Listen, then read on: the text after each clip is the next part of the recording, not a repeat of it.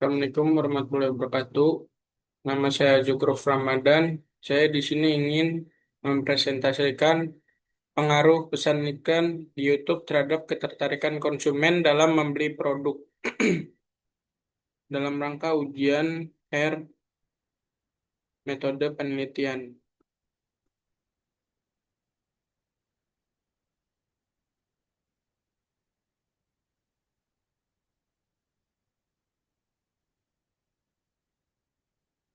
Latar belakang di era digital yang semakin berkembang, penggunaan sosial dan media sosial dan situs web berbagai video seperti YouTube, platform terbesar di dunia adalah alat strategis untuk pemasaran bisnis dan sumber hiburan dengan lebih dari 2 miliar pengguna aktif setiap bulan, memberikan kesempatan yang luar biasa bagi pemasar untuk berhubungan dengan berbagai demografi pelanggan. Kualitas iklan YouTube, daya cipta relevansi, dan gaya penyampaian adalah beberapa faktor yang sangat mempengaruhi minat pelanggan untuk membeli suatu produk. Oleh karena itu, sangat penting untuk memahami bagaimana iklan YouTube dapat mempengaruhi keputusan pembeli. Iklan yang menarik dan informatif dapat menarik minat pelanggan yang mendorong mereka untuk membeli barang menurut penelitian sebelumnya. Lalu di sini ada rumusan masalah. Yang pertama itu bagaimana karakteristik pesan iklan di YouTube yang dapat menarik perhatian konsumen. Lalu yang kedua, sejauh mana pengaruh pesan iklan di YouTube terhadap ketertarikan konsumen dalam membeli produk. Lalu ada yang ketiga, apa faktor-faktor yang mempengaruhi efektivitas pesan iklan di YouTube dalam meningkatkan ketertarikan konsumen. Tujuan penelitiannya yaitu menganalisis karakteristik pesan iklan di YouTube yang dapat menarik perhatian konsumen, lalu menilai pengaruh pesan iklan di YouTube terhadap ketertarikan konsumen dalam produk, lalu mengidentifikasi faktor-faktor yang mempengaruhi efektivitas pesan iklan di YouTube dalam meningkatkan ketertarikan konsumen.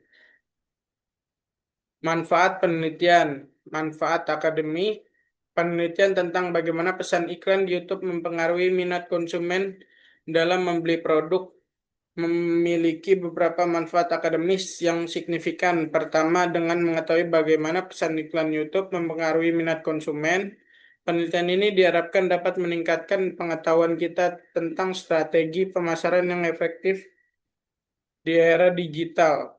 Manfaat praktis. Penelitian ini mengenai pengaruh pesan iklan di YouTube terhadap minat konsumen untuk membeli produk memiliki banyak manfaat yang dapat digunakan oleh banyak orang, terutama dalam bidang pemasaran dan bisnis. Pertama, temuan penelitian ini dapat membantu pemasar dan produk membuat strategi periklanan di YouTube yang lebih baik. Ruang lingkup penelitian. Fokus utama penelitian ini adalah bagaimana pesan iklan di YouTube mempengaruhi keinginan konsumen untuk membeli barang. Penelitian ini juga akan membahas definisi dan konsep dasar periklanan digital serta minat konsumen. Selanjutnya, karakteristik pesan iklan YouTube akan diteliti termasuk durasi, jenis konten, dan formatnya selama 1 minggu. Penelitian ini akan dilakukan dengan menggunakan metode survei melalui penyebaran kuesioner kepada 100 responden tentang pesan iklan tentang ketertarikan konsumen. Sistematika penelitian, 1 pendahuluan, 2 tinjauan pustaka, 3 metode penelitian. Lalu di sini ada deskripsi konseptual. Bagian dari laporan penelitian ada deskripsi konseptual yang mencakup studi teori yang relevan dengan tema penelitian. Ini mencakup studi teori yang berkaitan dengan variabel penelitian, baik variabel bebas maupun variabel terikat. Kerangka konseptual penelitian menunjukkan bagaimana konsep-konsep dalam topik penelitian berhubungan satu sama lain. Kerangka konseptual berguna untuk memberikan penjelasan lengkap dan mendalam tentang topik yang akan dibahas. Deskripsi konseptual, kerangka konseptual secara konseptual akan menghubungkan beberapa variabel penelitian, yaitu faktor dependen atau terikat dengan variabel independen atau bebas yang akan dinilai dengan dan diamati selama berlangsungnya penelitian. Kerangka konseptual penelitian telah lama menjadi perhatian dan pemikiran para sarjana melalui berbagai publikasi, khususnya buku yang telah diterbit. kan. Kita mengetahui tentang pengertian, kedudukan, dan peran kerangka konseptual dalam penelitian Guntur 2019. Menurut hubungan antara satu variabel dengan variabel yang lain, maka macam-macam variabel dalam penelitian dapat dibedakan menjadi A. Variabel independen. Variabel ini sering disebut dengan variabel stimulus, prediktor, attention. Dalam bahasa Indonesia sering disebut variabel bebas. Variabel bebas adalah merupakan variabel yang mempengaruhi atau yang menjadi sebab perubahannya atau timbulnya variabel dependen.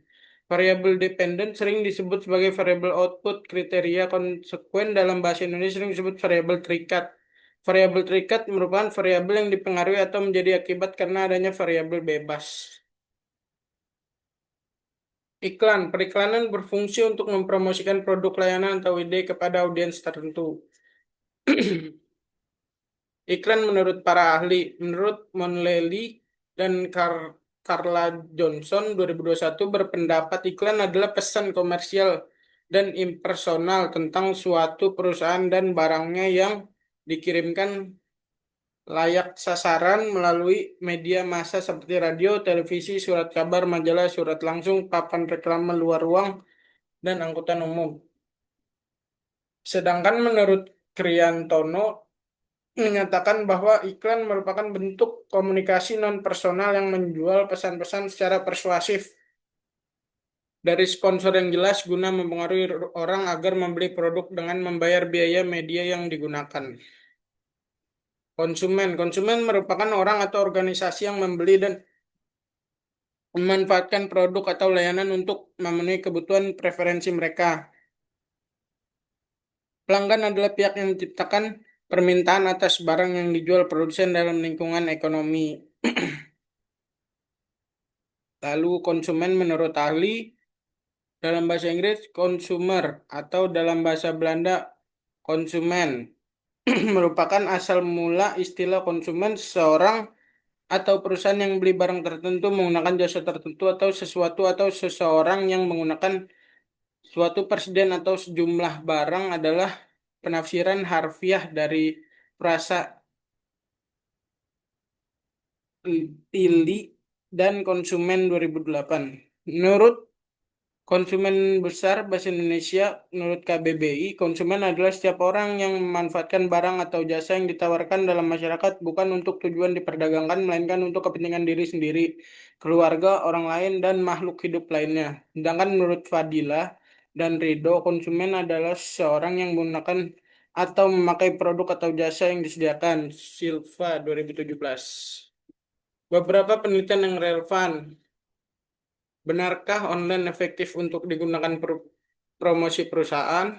Pengaruh advertising YouTube terhadap respon konsumen, pengaruh advertising terhadap brand awareness dan purchase intention.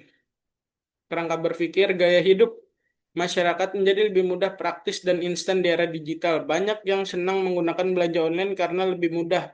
Banyak alasan untuk memilih dan berbelanja di aplikasi terafiliasi dengan YouTube. Salah satu faktor penting yang mempengaruhi audiens iklan YouTube adalah pesannya yang menentukan berapa banyak orang yang membeli iklan di tahun-tahun tertentu, kualitas produk, kreativitas dalam menyimpan iklan, kualitas konten, dan informasi detail yang disampaikan dalam pesan iklan YouTube adalah beberapa faktor yang mempengaruhi konsumen untuk membeli produk. Hipotesis. Hipotesis adalah dugaan sementara yang digunakan untuk menyelesaikan masalah. Penelitian hipotesis merupakan kesimpulan sementara yang didasarkan pada data dan observasi yang tersedia. Kebenaran hipotesis harus diuji secara empiris. Perumusan hipotesis penelitian didasarkan pada pemahaman produser, khususnya yang berkaitan dengan media, fondasi, dan proposisi atau teori yang berkaitan dengan kasus atau fenomena yang diteliti. Untuk menjawab pertanyaan peneliti, hipotesis pada dasarnya harus dirumuskan menggunakan penelaran logis yang didasarkan pada teori, premis, dan fenomena dunia nyata. Berdasarkan kajian deskripsi konseptual, kajian penelitian yang relevan saat kerangka berpikir yang sudah dipaparkan, maka hipotesis yang dibangun dalam penelitian ini dapat dirumuskan sebagai berikut. HO1 diduga tidak terdapat pengaruh pesan iklan terhadap ketertarikan konsumen dalam membeli produk. H1 diduga terdapat pengaruh pesan iklan terhadap ketertarikan konsumen dalam membeli produk. Desain penelitian adalah rencana yang berfungsi sebagai panduan untuk melaksanakan proses penelitian. Tujuan dari desain penelitian adalah untuk memberikan peneliti peta jalan yang tepat dan terorganisir untuk melaksanakan penyelidikan mereka. Menurut Fahrudin, desain penelitian adalah kerangka atau perincian prosedur ya kerja yang akan dilakukan pada waktu meneliti, sehingga diharapkan dapat memberikan gambaran arah mana yang akan dilakukan dalam melaksanakan penelitian tersebut, serta memberikan gambaran jika penelitian itu telah jadi atau selesai penelitian tersebut diberlakukan. Yam dan Taufik 2021. Menurut Nasution, desain penelitian adalah rencana tentang cara mengumpulkan, mengevaluasi dapat dilaksanakan dengan biaya murah dan sesuai dengan tujuan penelitian. Lalu desain penelitian adalah rencana berfungsi sebagai panduan untuk melaksanakan proses penelitian. Tujuan dari desain penelitian adalah untuk memberikan peneliti peta jalan yang tepat dan terorganisir melaksanakan penyelidikan mereka.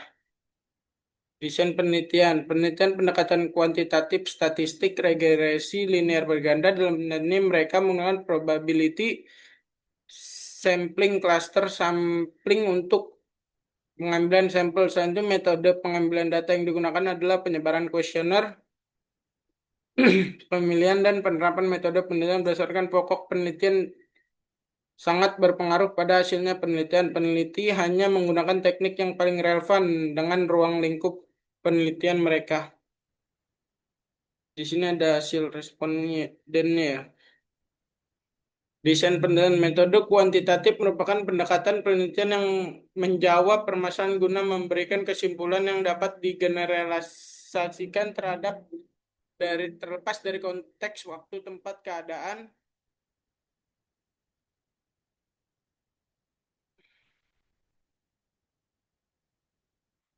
Penelitian membutuhkan perhatian yang cermat terhadap detail yang berkaitan dengan variabel demi variabel objek dalam penelitiannya.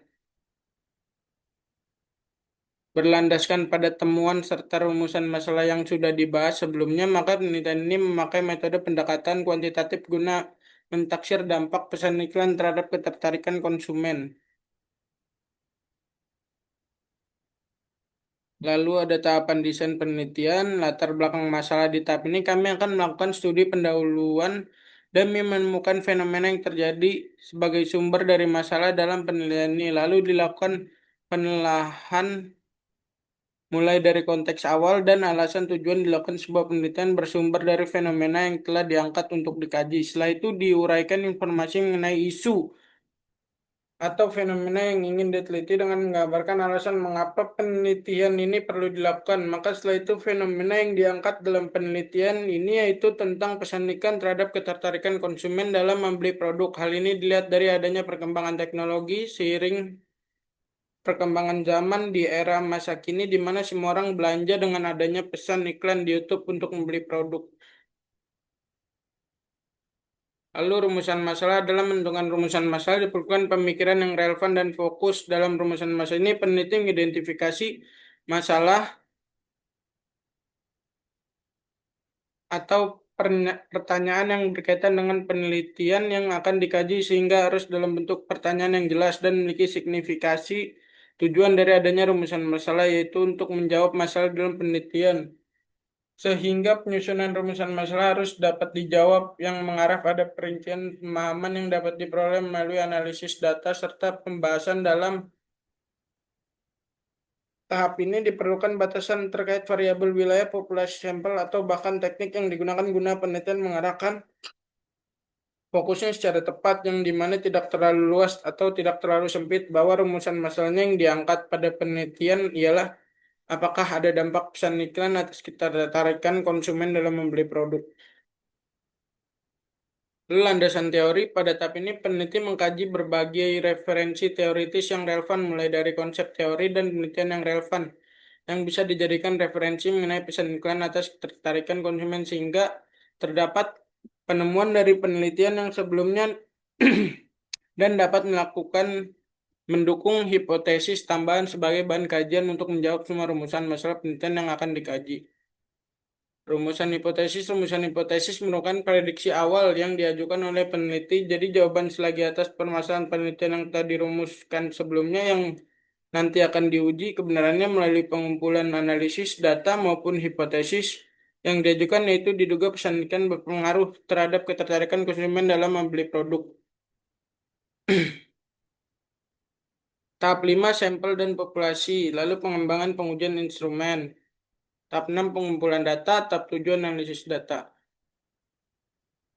Lalu yang ke-8 dan saran, kesimpulan dan saran pertanyaan yang diajukan dalam rumusan masalah telah dinyatakan sebelumnya telah dijawab dan disimpulkan. Penelitian simpulan ini diperoleh dari informasi yang dikumpulkan selama penyelidikan dan pembahasan. Rekomendasi peneliti yang ditujukan kepada pembaca, pihak terkait atau peneliti masa depan yang berminat pada isu penelitian terkait didasarkan pada temuan penelitian. Populasi. Populasi menurut Sugiono adalah kategori generalisasi yang terdiri dari item atau orang dengan ciri atribut tertentu yang telah diputuskan oleh peneliti untuk diteliti dan digunakan sebagai dasar temuan. Sampel. Sampel adalah sebagian kecil dari keseluruhan populasi yang dapat diteliti dan digunakan oleh peneliti untuk menentukan temuan penelitian. Meskipun hanya sebagian kecil dari populasi yang diteliti, temuan penelitian tetap valid karena sampel mewakili keseluruhan populasi. Karena populasi yang diteliti biasanya berjumlah besar, maka sampel digunakan diperlukan waktu yang sangat lama untuk meneliti satu objek dalam satu waktu, terutama jika jumlahnya ribuan. Secara sederhana, sampel adalah bagian dari populasi yang menjadi sumber data. Sebenarnya dalam suatu penelitian, dengan kata lain, sampel adalah bagian dari populasi yang digunakan untuk mewakili keseluruhan populasi. Definisi operasional variabel. Instrumen dan manual yang dapat menjelaskan cara mengukur, menguji variabel dalam penelitian ada definisi operasional variabel. Informasi dari definisi operasional variabel membantu peneliti dalam membuat pedoman dan protokol yang mengumpulkan dan menganalisis data, mempertimbangkan variabel yang sebanding, dan mencegah kesalahan pengumpulan data. Definisi operasional pesan iklan. Dalam konteks penelitian, pesan iklan mengacu pada informasi yang disajikan melalui iklan platform YouTube dengan tujuan menarik perhatian pemirsa dan mempengaruhi keputusan pembelian mereka. Pesan iklan dipengaruhi beberapa faktor seperti konten iklan, durasi iklan, gaya penyampaian. Diharapkan bahwa dengan mengenali dan mengevaluasi komponen ini, studi akan menawarkan pemahaman lebih mendalam tentang bagaimana pesan iklan YouTube dapat disusun untuk meningkatkan efektivitasnya dalam menarik perhatian dan mengaruhi keputusan konsumen.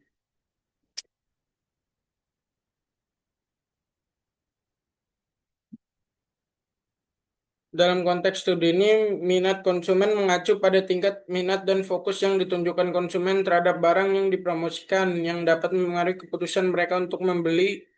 Beberapa komponen penting yang akan dinilai dan diperiksa dalam studi ini disertakan dalam definisi operasional ini. Ketertarikan konsumen dipengaruhi beberapa faktor seperti minat terhadap produk, niat beli, respon emosional. Teknik pengumpulan data. Teknik pengumpulan dari data adalah sebuah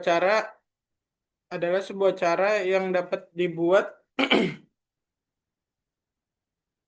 diperbuat oleh para peneliti untuk melakukan pengumpulan seluruh data yang diperlukan. Teknik pengumpulan data ini juga merupakan sebuah bagian yang paling penting dalam melakukan sebuah penelitian. Hal ini karena fokus dan tujuan paling utama didapat dari penelitian adalah untuk mendapatkan dan mengumpulkan data.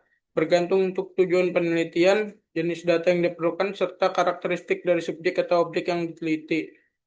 Untuk memperoleh data kuantitatif, metode pengumpulan data dalam penelitian ini adalah dengan menyebarkan survei kuesioner melalui platform daring untuk diisi oleh calon-calon responden. Dalam proses pengumpulan data dapat digunakan pengumpulan data primer dan sekunder. Karena itu, strategi atau metode pengumpulan data dalam penelitian ini menyesuaikan jumlah data yang terkait dengan kesulitan dalam penelitian ini dengan menggunakan kuesioner dan studi pustaka yang telah dilakukan oleh penelitian.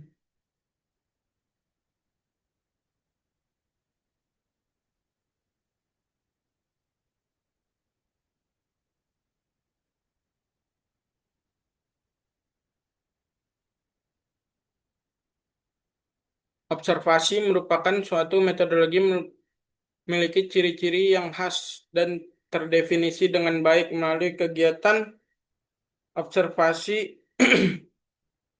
dan proyek penelitian yang melibatkan pengamatan langsung di lapangan untuk mengetahui kondisi sebenarnya. Teknik observasi tidak hanya untuk manusia.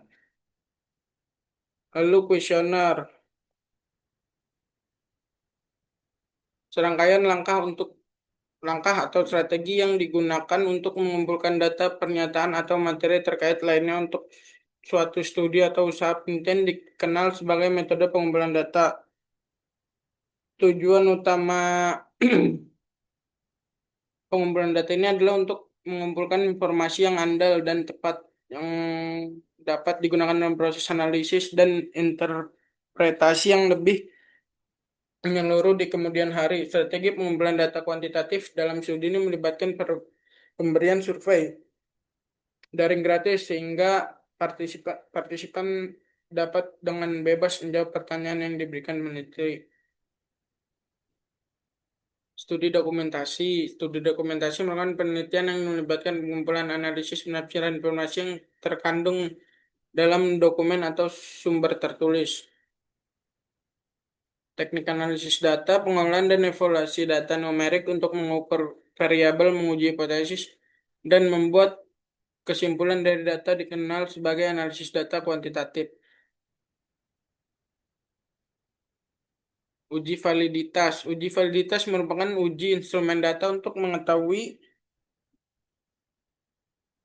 seberapa cermat suatu item dalam mengukur objek.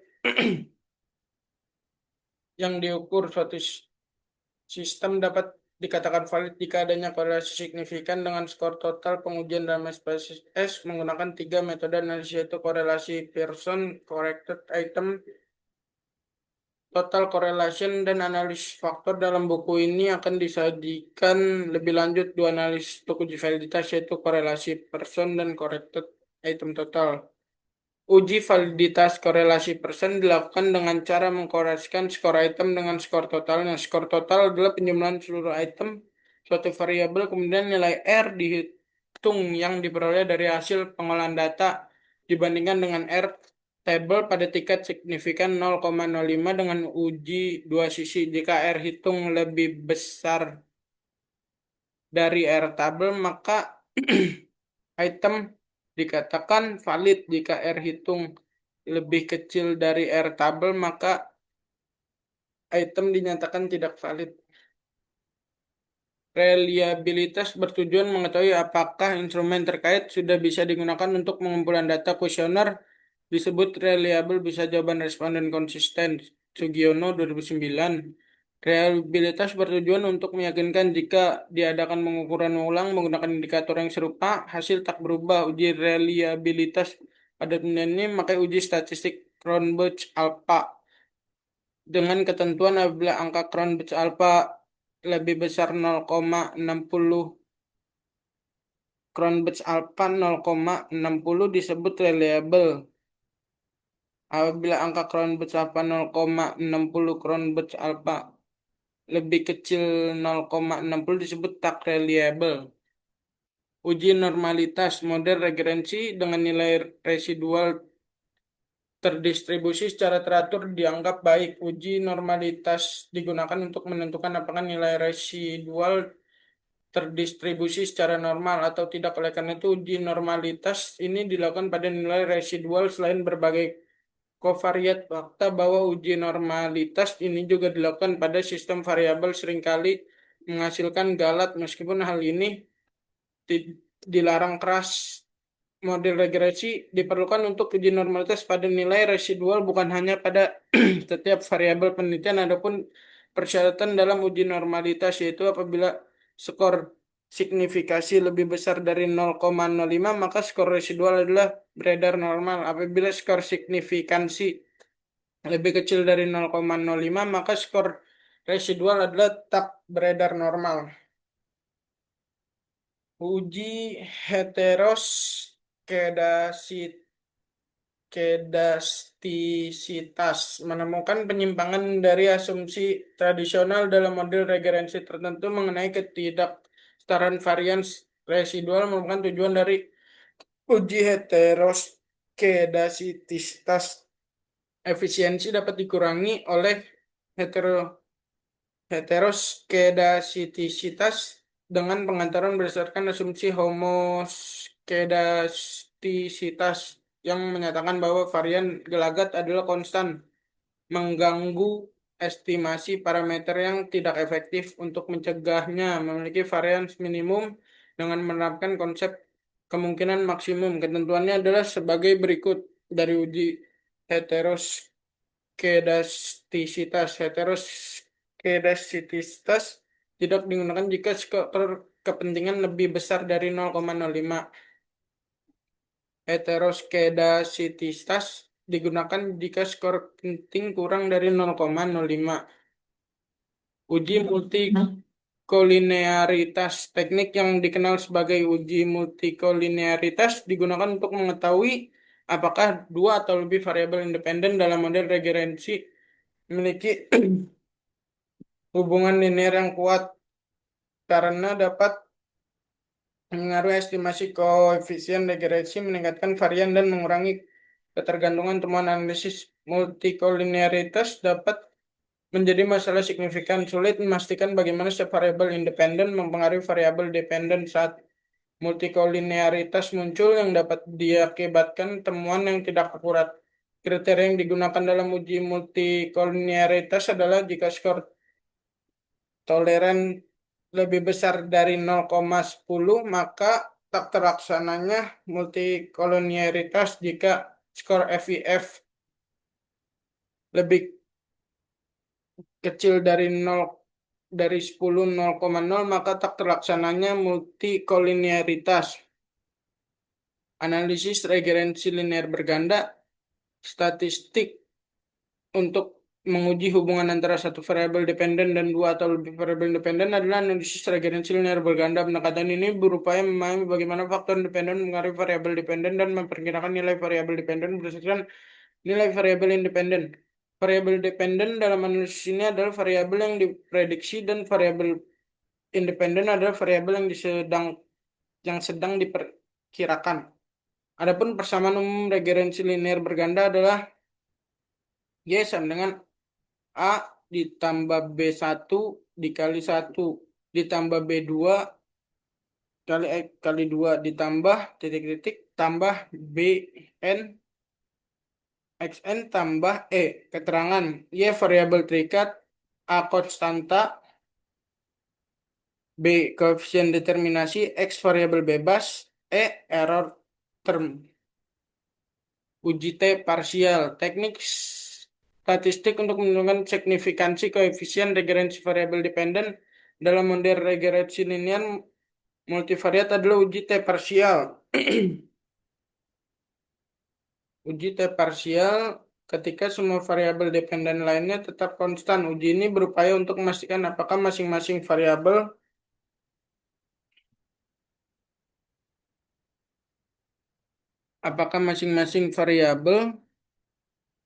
memiliki dampak signifikan terhadap variabel dependen. Hipotesis 0 HO menyatakan bahwa koefisien regressi variabel independen yang diteliti sama dengan 0, tidak ada pengaruh, sedangkan hipotesis alternatif H1 menyatakan bahwa koefisien regresi tidak sama dengan 0, ada pengaruh.